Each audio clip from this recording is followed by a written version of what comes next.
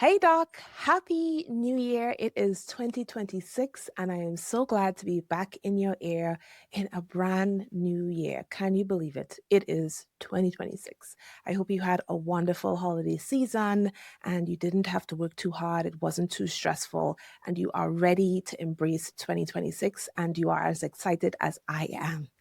And it just so happens that this is my 100th episode, which, if you're watching, that's why I look so beautiful. I mean, I usually look beautiful, but I dressed up and put on some makeup and stuff. So I look a little bit extra beautiful. And if you hear like dingling and dangling in the background, it's because I'm wearing some very big earrings to mark the celebration. So you get a little background music in addition to my wonderful voice. And it's funny because this is not actually my 100th episode because I break stuff up so much and do little parts and have bonus episodes. I've published actually way more than 100 episodes, but technically this one is going to be labeled 100. So that is a celebration because I love to celebrate everything. I love to brag about everything. I have a podcast that is highly rated, globally rated, that has 100 episodes, which is not an easy feat. If you try to start a podcast or you thought about it, you would know that this is a big deal, and I am celebrating it, and I am happy, and I thank you for listening because I would not be here without you. That ranking is part of it. A big part of it is because people come and listen every single week. So I could not be here without you, Doc. So I am very, very grateful, and I want to say thank you. And I want you to share the episode so I get even higher. I can get a 2.5% ranking or a 1% ranking, and that would be even more amazing. So thank you very much.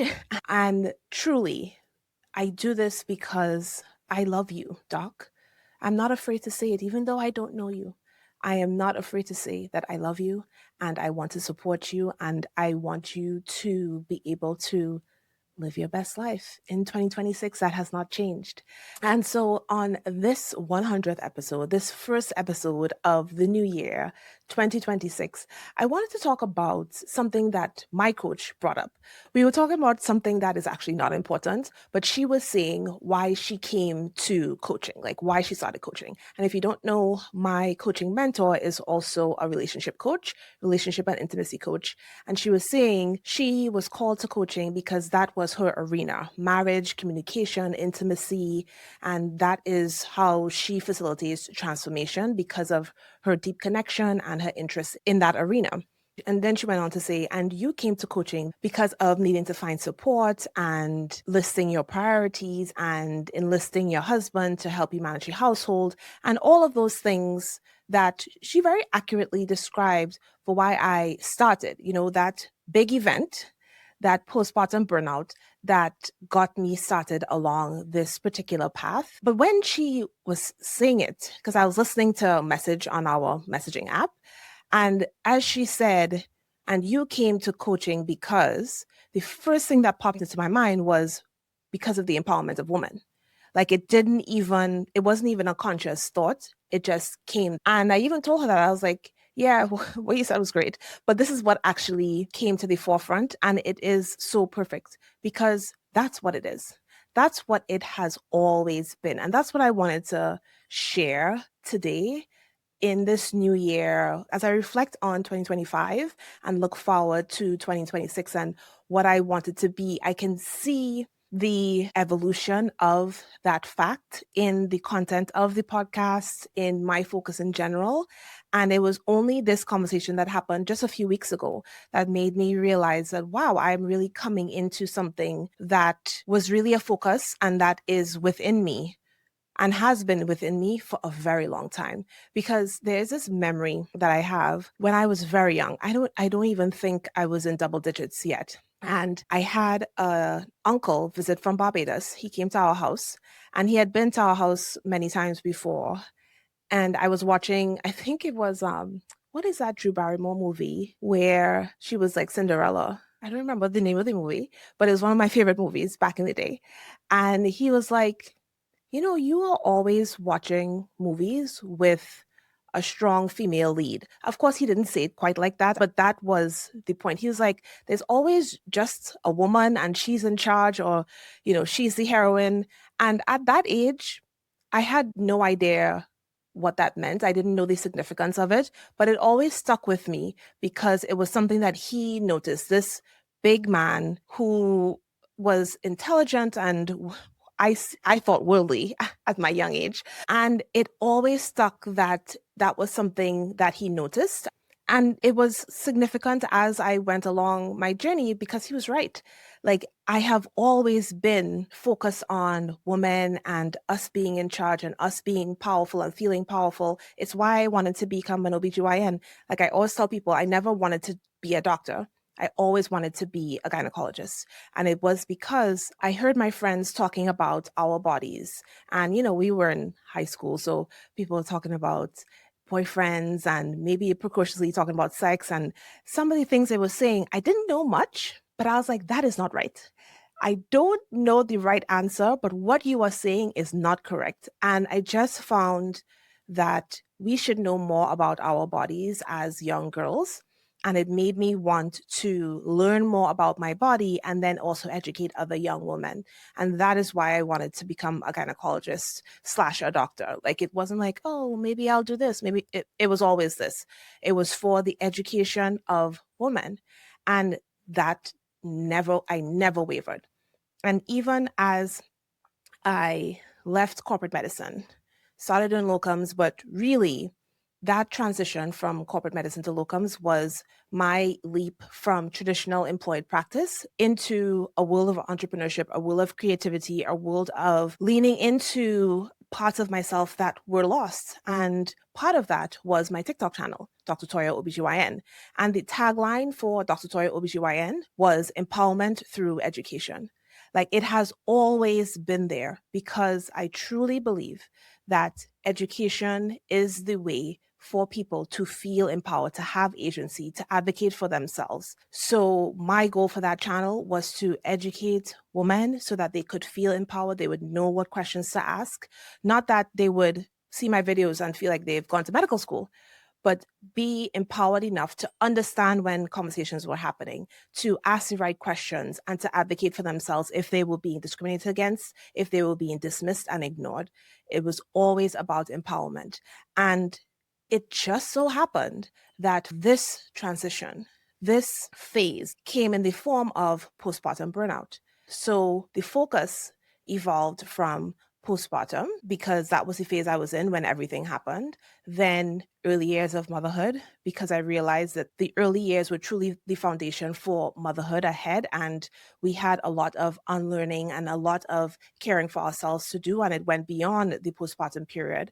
And then it evolved beyond that to any mom who is a physician who is going through a transition and realizing that the socialization and the conditioning that we undergo as women in this society and as doctors, they have an additive effect to make these periods of transition, no matter what they are, even harder, right? That conditioning that we must give everything, we must overfunction, you have to be everything to everyone. That is what is expected of mothers in many societies, and it is definitely what is expected of us in our US medical culture. So if you put those two together, goddamn. So it doesn't matter if you are postpartum and going back to work, it could be any transition. It makes it very difficult. And that is where the evolution of Dr. Toya coaching, of my focus, came to over 2025. And of course, central to everything that I do, giving extra love, extra support to Black physician moms, because we have an extra layer, an extra intersection that makes things just a little bit different. We need spaces that are a little bit more safe. So it's making sure that we are seen and understood at the highest level, at the deepest level for each of us. So I only serve physicians. I only serve physicians who are mothers. And I give special love to physicians who are mothers who are Black because I see the unique needs that people have. That is one of my superpowers. So yeah, my coach was right. I came to coaching because I knew I needed support. I knew I needed to take care of myself. I knew I needed to enlist my husband to help more around the home. And as I learned to do those things, I wanted to share it with other physician moms, empower them to do the same. but it's so much more than that. And if you look back through my episodes last year, a lot of those didn't really matter if you were a mom, right? So the ones that I'm the most excited about are for all women physicians. When you talk about episode 80 and 81, the empowered exit, helping women physicians leave their jobs, feeling empowered, not worrying about burning bridges or burning the entire hospital down, that is relevant for everyone. And I put it in the name of the episode, the empowered exit, because so many times we feel like we are trapped. We have a term for it, golden handcuffs. And I feel like that is the most bullshit ever. Like, these people do not control us. They do not have us by golden handcuffs. We are in control. We are the revenue generators. And when you leave, you can leave empowered. Even if you're getting terminated, you can leave empowered. And when I made those two episodes, it was just like, yes, this is going to help so many women physicians. Even made a checklist so that if you don't have time to listen to two whole episodes, you can get exactly what you need. That was the most downloaded checklist I have ever made. So it is something that I know I'm so proud of that will help so many women physicians, not mom specific. Episode 86, Are You the Problem? Where I talk about negotiation and the types of things that we tell younger physicians or other women physicians about asking and negotiating and how it's unprofessional and all the things that we are doing to perpetuate the patriarchy that exists in medicine and really in our own homes. That is not mom specific. I have so much to say, so many opinions, and very importantly, so many unique experiences because of all the transitions that I have made in my relatively short career, that it gives me a very unique perspective. And I just want to share it with everyone for the empowerment of women physicians, because too often we give away our power. And for 2026, I am continuing that mission to help you feel as empowered as possible and to take your power back because you have it. I'm not trying to help you find power somewhere or gain skills so you could be powerful. It is to harness the power that you already have. You already have it. And it is my goal in 2026 to help you find it, to help you dig deep inside and stand up to your hospital system, to stand up to your employer, to take the power back from your mother in law, from your husband, from your kids.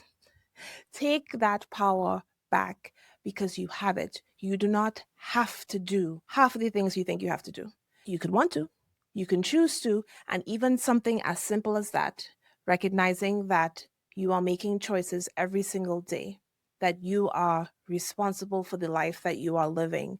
And it may seem like a beatdown, it seems like a call out, but it is empowerment. It is the little bit of discomfort you may feel before the joy and the pleasure and the agency of feeling truly empowered, knowing that you can always find work as a physician. You can leave a job without burning bridges or feeling like you'll never be employed again. You can provide for your family. You can be present for your kids. You can be the type of mother that you want to be, Not that society tells you you have to be, not that your mother in law tells you that you have to be, not that a past version of you tells you that you have to be, not your older male partners who have never seen their children in the last 20 years tells you that you have to be, that you want to be. Create a life that feels so aligned with who you are now and for you to live it unapologetically. That is the focus in 2026.